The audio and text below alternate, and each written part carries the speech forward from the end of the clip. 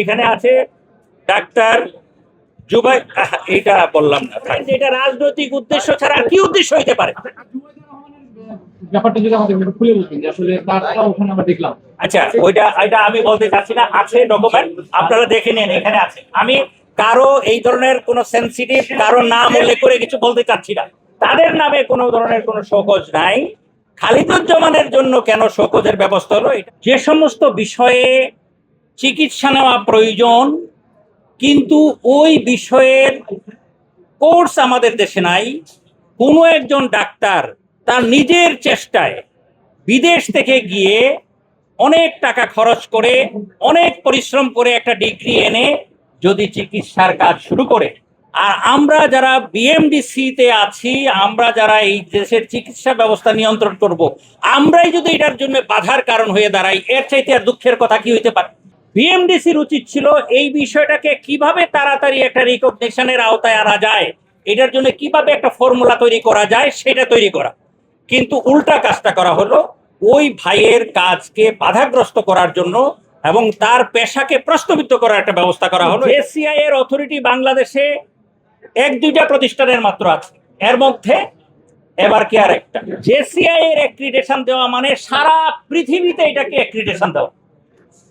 সেই জেসিআই এর অ্যাক্রিডিটেশনে যেই ডাক্তার খালিদুজ্জামান ইনফার্টিলিটিতে কনসালটেন্ট হিসেবে স্বীকৃত, তাকে বিএমডিসির পক্ষ থেকে শোকজ করাটা এটা অত্যন্ত নিন্দনীয় একটা কাজ।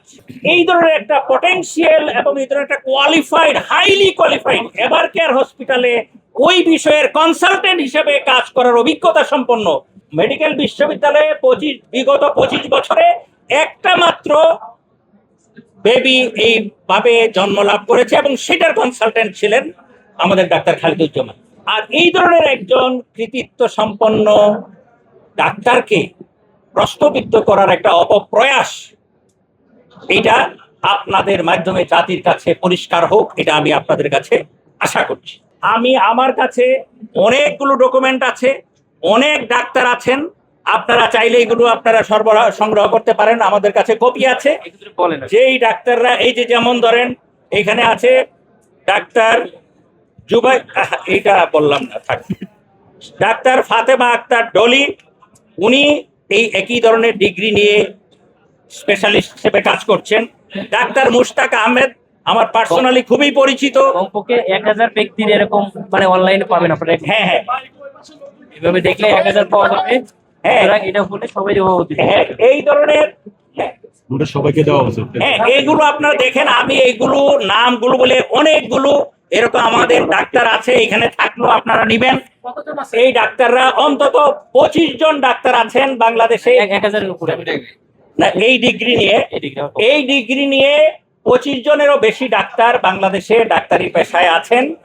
তাদের নামে কোনো ধরনের কোনো শোকজ নাই। খালিদুজ্জামানের জন্য কেন শোকজের ব্যবস্থা হলো, এটা আপনারাই জাতির কাছে ক্লিয়ার করবেন, এটা আমি এইটাতে। আর আমি আপনাকে বলতে চাই যে আপনারা সাংবাদিক হিসেবে আপনারাই এটাকে মূল্যায়ন করেন যে এটা রাজনৈতিক উদ্দেশ্য ছাড়া আর কি উদ্দেশ্য হইতে পারে। প্রার্থীর ইমেজ ক্ষুণ্ণ করার একটা অপপ্রয়াস।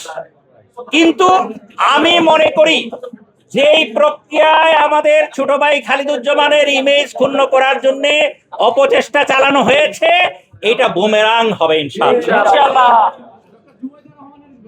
ব্যাপারটা যদি আমাদের একটু খুলে বলতেন যে আসলে তারটা ওখানে আমরা দেখলাম। আচ্ছা, এটা আমি বলতে চাচ্ছি না, আছে ডকুমেন্ট, আপনারা দেখে নিন, এখানে আছে। আমি কারো এই ধরনের কোন সেনসিটিভ কারো নাম উল্লেখ করে কিছু বলতে চাচ্ছি না। আর কেউ কিছু বলবেন এই ব্যাপারে, বলেন। আপনারা দেখে নিন, এখানে আছে। যা যা দরকার যথেষ্ট এভিডেন্স দেওয়া হয়েছে এবং শর্ট করে বলতে চাইছি যে রাজনৈতিক হীনমন্যতা থেকেই এটা আমার উপরে করা হয়েছে। এটা কোনো টিকবে না। আমার জনপ্রিয়তা এখানে অনেক বেশি।